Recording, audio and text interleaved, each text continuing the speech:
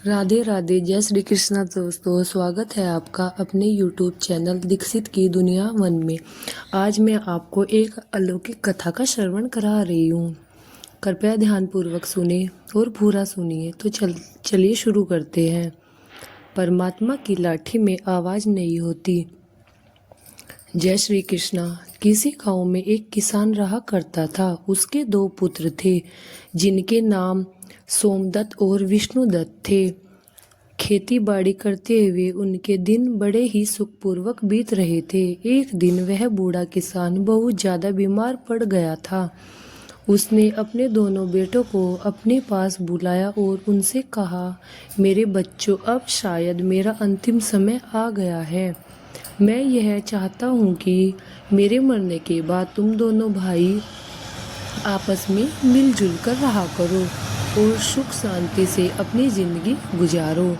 मैंने बुरे वक्त के लिए कुछ अशर्फियाँ इकट्ठी की थी जिन्हें मैंने घर के पिछवाड़े में आम के वृक्ष के नीचे गाड़ दिया था। अब वह तुम्हारे काम आएंगी। लेकिन मेरे बच्चों, तुम इससे यह वादा करो कि तुम दोनों आवश्यकता पड़ने पर ही उसे बाहर निकालोगे। वह दोनों कहने लगे, हम वादा करते हैं पिताजी, जैसा कहेंगे वैसा हम करेंगे। इतना कहते ही बूढ़े किसान ने अपने प्राण त्याग दिए थे। थोड़े समय बाद ही उस बूढ़े किसान का अंतिम संस्कार कर दिया गया। लेकिन बड़े भाई विष्णुदत्त को अपने पिताजी के मरने का जरा भी दुख नहीं हुआ था। उसकी आंखों के सामने तो सिर्फ अशर्फियाँ ही घूम रही थी। उस रात को विष्णुदत्त की नींद आ रही थी। वह बार बार करवट बदल रहा था। आधी रात के बाद भोर होने से पहले ही वह उठकर बैठा और सोचने लगा कि सोमदत्त के उठने से पहले मुझे अपना काम पूरा कर लेना चाहिए, वरना फिर कभी ऐसा मौका नहीं मिलेगा।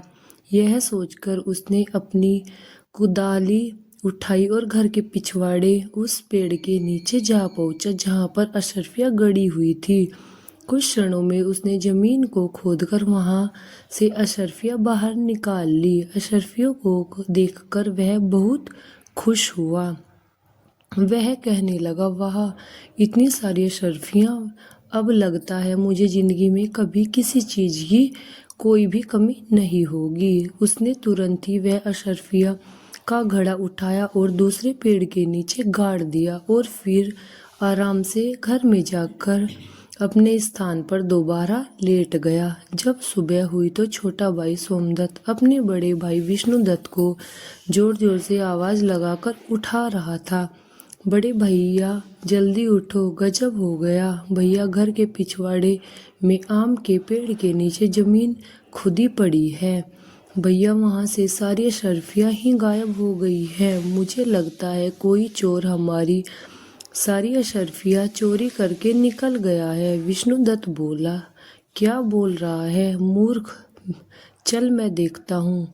जब दोनों भाई उस जगह पर पहुँचे तो सच में ही वह जमीन खुद पड़ी थी। छोटे भाई सोमदत्त ने कहा, अब क्या करे भैया, मेरे विचार से हमें पहले कोतवाली में जाकर सूचना कर देनी चाहिए। विष्णुदत्त बोला, ठहरो सोमदत्त, कोतवाली जाने की कोई ज़रूरत नहीं है। सोमदत्त बोला, लेकिन क्यों भैया? विष्णुदत्त ने कहा, अच्छी तरह जानता हूँ कि चोर कौन है जिसने दबी हुई अशर्फियाँ निकाली है। सोमदत्त ने चौंक कर पूछा, भैया, क्या आप जानते हैं कि वह कौन है? विष्णुदत्त बोला, तुम जानना चाहते हो तो सुनो, वह चोर तुम ही हो। यह सुनकर सोमदत्त बोला, भैया, यह आप क्या कह रहे हो?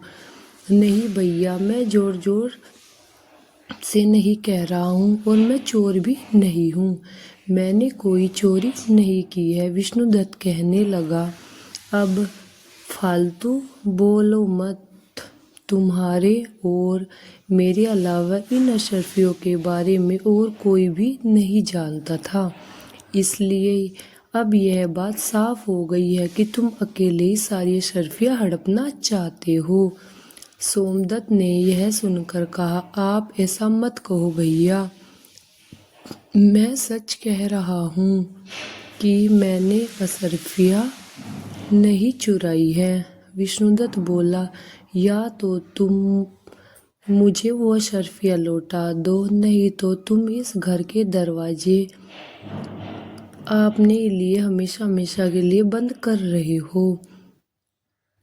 सोमदत्त उदास होकर बोला, ठीक है भैया, यदि आपको मेरी बातों पर विश्वास नहीं है तो मैं यह घर ही क्या गांव ही छोड़कर चला जाऊंगा। सोमदत्त दुखी मन से तुरंत ही वहां से चल पड़ता है। वो सोचने लगा कि सच्चाई जाने बिना ही बड़े भैया ने मेरे साथ ऐसा सलूक क्यों किया।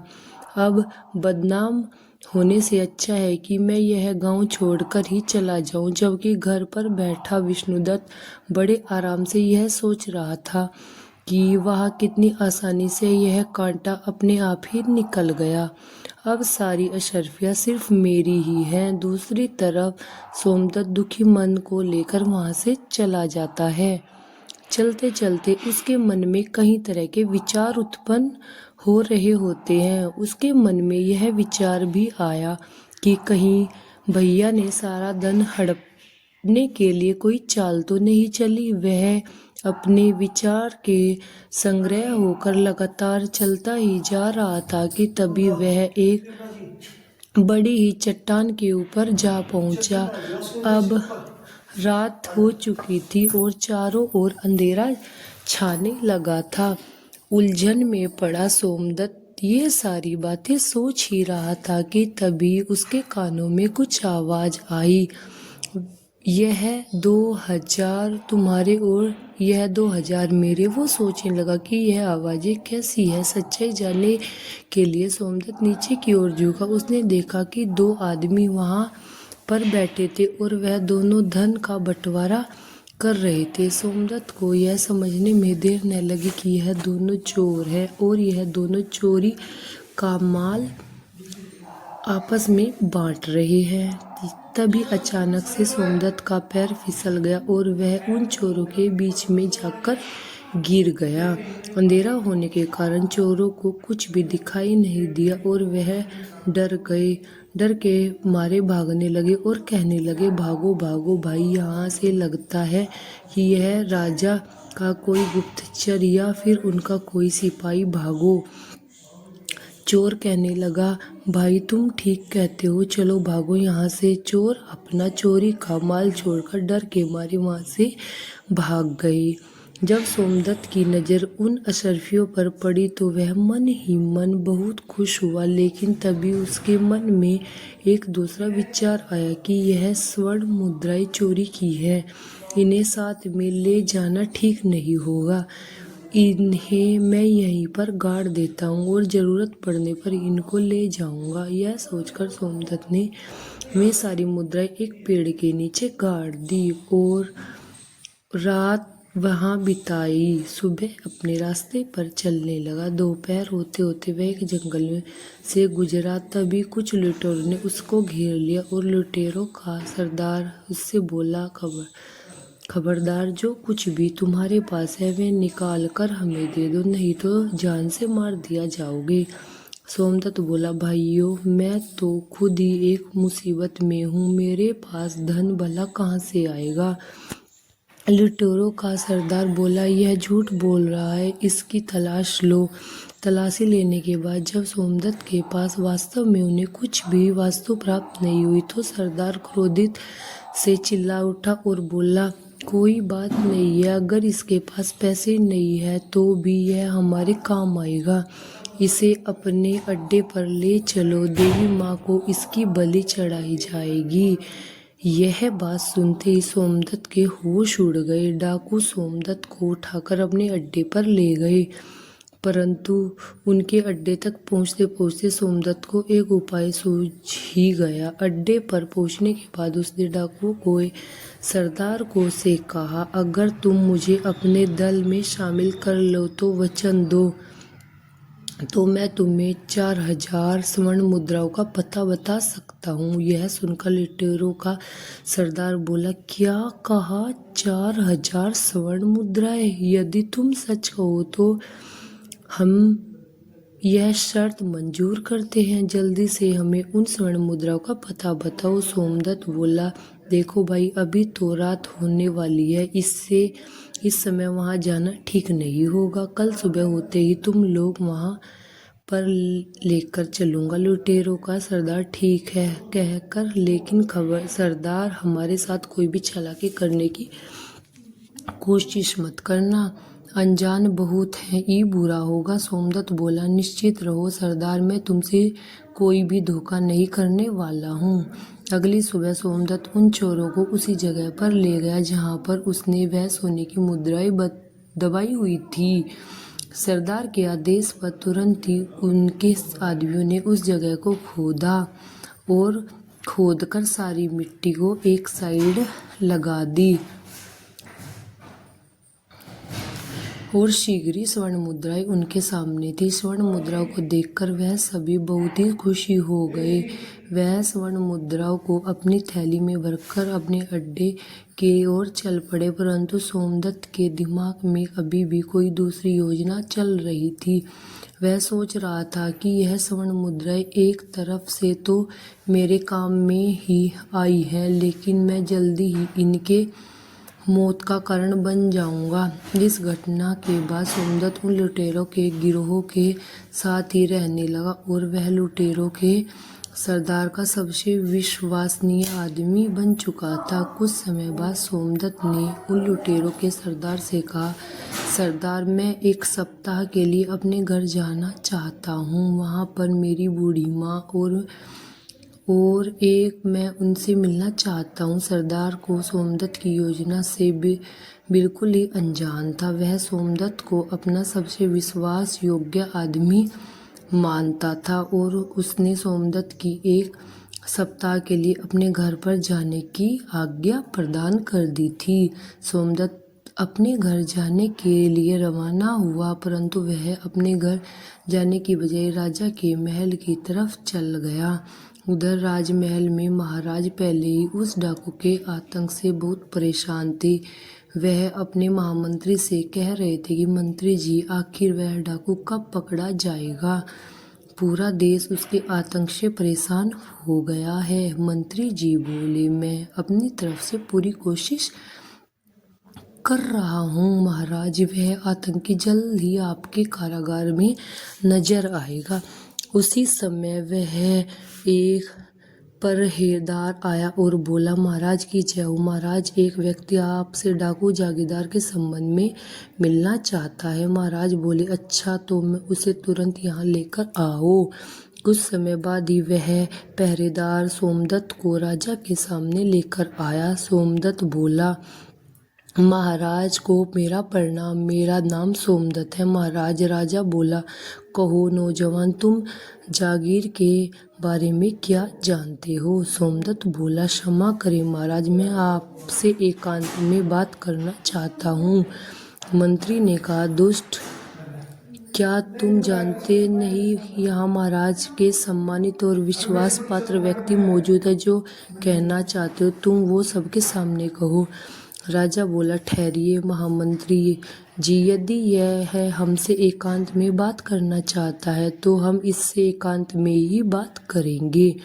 आप लोग जाइए। इसके बाद सोमदत्त ने राजा को अकेले में पूरा किस्सा कह सुनाया और आगे बोला, महाराज, इस तरह मैं उस डाकू का विश्वसनीय आदमी बन चुका हूँ और अब मैंने उसे अपने जाल में फंसा लिया है। अब बस उसे और उसके साथियों को पकड़ने के लिए मुझे आपकी सहायता की आवश्यकता है। यह सुनकर राजा बोला, बहुत खूब नौजवान, तुम्हारी चतुराई और साहस से मैं बहुत ही प्रसन्न हूँ। उन भयानक डाकुओं को पकड़ने के लिए जो भी सहयोग चाहिए मैं करने के लिए तैयार हूँ। कहो क्या करना होगा? सोमदत्त बोला, महाराज, परसों रात को आप कम से कम अपने 500 सिपाहियों को मेरे साथ भेजिए। मैं उन सभी को डाकुओं के अड्डे पर ले जाऊंगा, जहां पर वह सैनिक उन डाकुओं पर आक्रमण कर देंगे और उन डाकुओं को गिरफ्तार कर लिया जाएगा। राजा बोला, बिल्कुल ठीक है नौजवान, तुम्हारी सलाह बिल्कुल उचित है और तैयार रहो। कि हम परसों रात को हमारे सैनिकों को तुम्हारे साथ भेजेंगे। तब तक तुम यहीं राजमहल में हमारे शाही मेहमान बनकर रहो। इसके 2 दिन बाद सोमदत्त अपनी योजना के अनुसार सैनिकों को लेकर डाकुओं के अड्डे पर पहुंच गया। सैनिक के टुकड़ी ने उस डाकुओं पर आक्रमण कर दिया। कुछ ही समय में सैनिकों ने उन डाकुओं को गिरफ्तार कर लिया और उनमें से कुछ डाकू मारे भी गए और जो कुछ बचे उनको राजमहल के सामने पेश किया गया। वहां पर सोमदत्त को देखकर डाकुओं का सरदार मन ही मन सोचने लगा, उफ, कितना बड़ा धोखा हो गया। इस सोमदत्त ने हमें कहीं का नहीं छोड़ा। अगले दिन दरबार में सभी दरबारियों और मंत्रियों से विचार विमर्श करने के बाद राजा जय सिंह ने उन सभी डाकुओं को एक ही सजा सुनाई। इन सभी खूनी दरिंदों को हम सजा-ए मौत देते हैं। सैनिकों, अब तुम्हें उन्हें ले जाओ और अगली अमावस्या के दिन इन्हें फांसी पर लटका देना।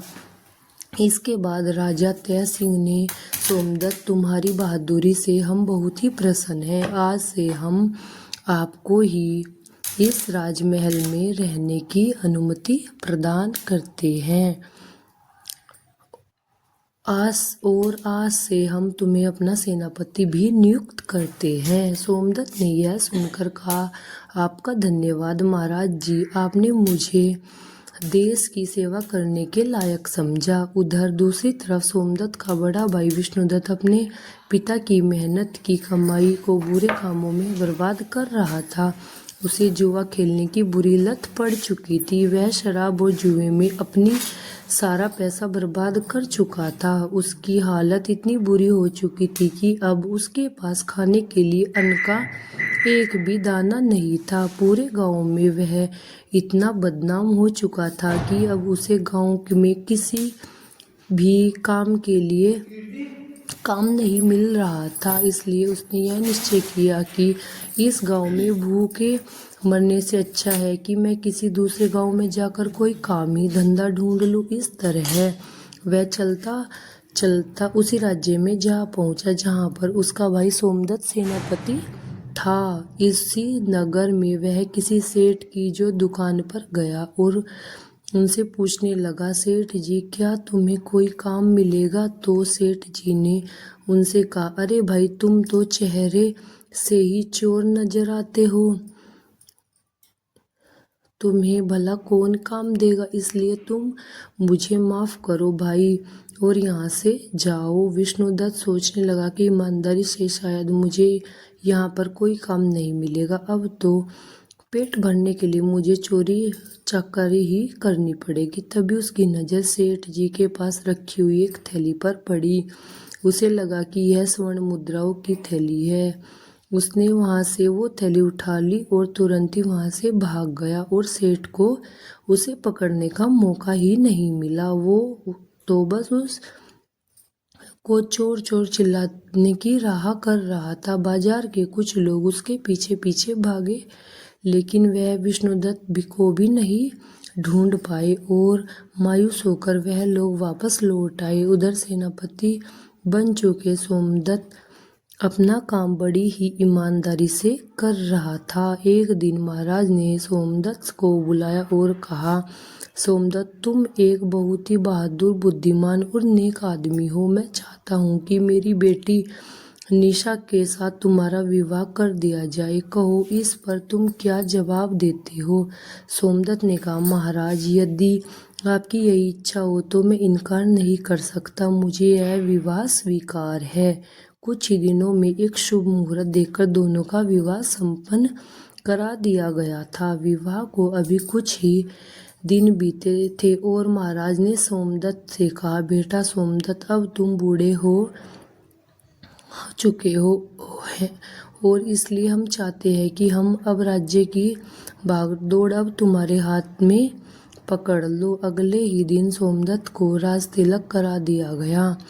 महाराज जय सिंह अब तीर्थ यात्रा को निकल चुके थे। कुछ महीनों के बाद जो सबसे बड़ी समस्या सोमदत्त के सामने आई वह थी चोर की, जो उससे का सगा भाई विष्णुदत्त था और अब तक वह नामी और खतरनाक चोर बन चुका था। सैनिकों ने काफी प्रयास किया लेकिन वह उसे पकड़ ना सके। चोर उसी जंगल में एक पेड़ की खोखर में रहा करता था। एक रात वह बैठा सोच रहा था कि कोई ऐसा तरकीब लगाई जाए कि मुझे बार बार चोरी करने की आवश्यकता ही ना पड़े।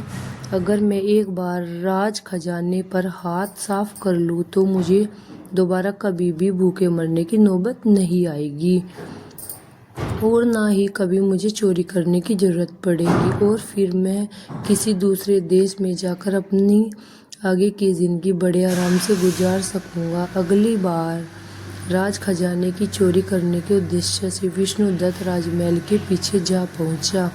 हाथों में रस्सी लिए हुए वह दीवार पर चढ़ने ही सोच रहा था और दूसरी तरफ संयोग से उस चोर के बारे में सोचकर राजा की नींद नहीं आ रही थी। उस समय वह महल की छत के ऊपर घूम रहे थे।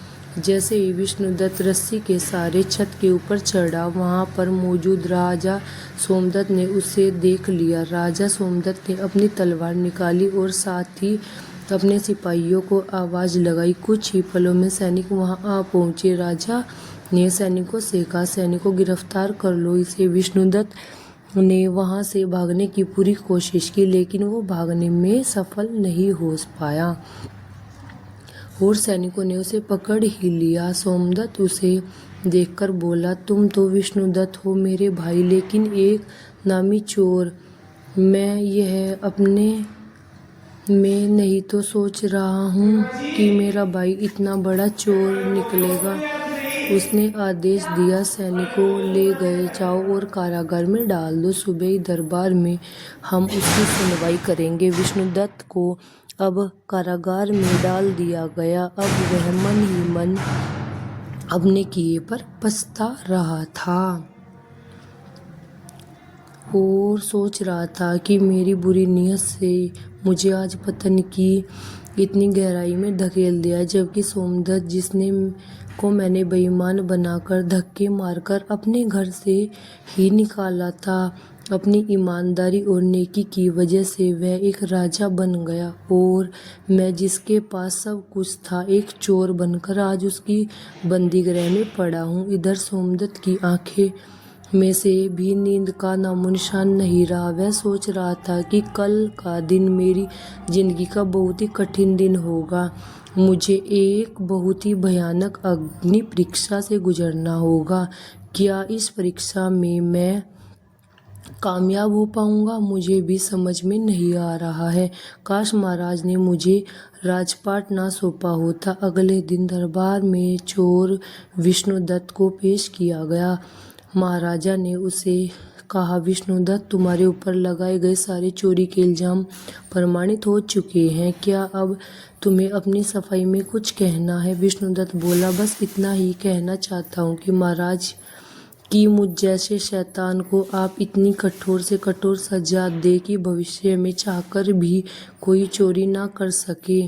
सोमदत्त ने कहा, ठीक है, हम तुम्हें ऐसी ही सजा देंगे। सैनिकों, ले जाओ इस चोर को और इसका एक हाथ और एक पैर काट दिया जाए और इसके बाद इसे देश की सीमा से बाहर निकाल दिया जाए। सोमदत्त का यह इंसाफ देखकर उसकी प्रजा और उसके मंत्री सब उसकी जय जयकार करने लगेंगे। राजा की आज्ञा का पालन किया गया और चोर विष्णुदत्त का एक हाथ और एक पैर काटकर उसे राज्य की सीमा से बाहर निकाल दिया गया।